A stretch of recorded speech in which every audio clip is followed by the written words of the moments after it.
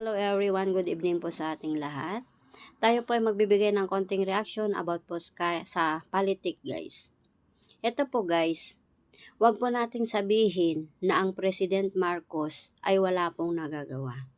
Dahil ito po ay isa sa aking nakikita noong nakaupo si President Duterte.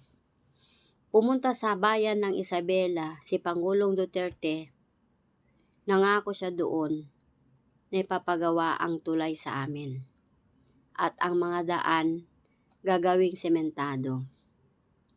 Natapos po ang termino ni President Duterte sa pagkapresidente. Hindi po natapos ang pinangako niyang daan at tulay sa amin.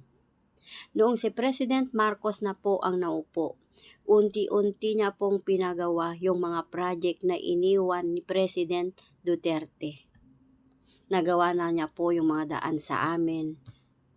Napasementado niya na lahat yung papuntang sa amin sa baba sa Isabela. Ayun, pag umuwi na kami ng Pilipinas guys sa amin, ang ganda na ng daan, sementado na. Samantala nung si Duterte ang nakaupo, wala po siyang nagawa sa bayan ng Isabela.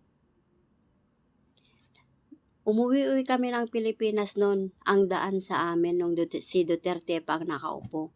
Ang daan, rough road, lubak-lubak, pag umuulan, grabe. Pero ngayon guys, umuwi kami ng Isabela, ang daming pinagbago nang dahil po kay Pangulong Marcos. Ang ganda na ng daan sa amin, wala ka nang masabi, sementado na ang lahat. Kaya wag sabihin na wala pong nagagawa ang Marcos sa ating bayan. Dahil minsan nagiging bulag tayo sa katotohanan.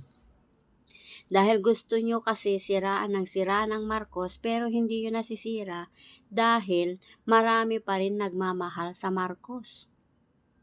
Diba? Marami pa rin nagmamahal sa kanila. Kaya wag nyong sabihin walang nagagawang Marcos. Gawin nyo yung mga ginagawa ng Marcos para masabing may silbi rin naman tayo. Di po ba? Yun lang po.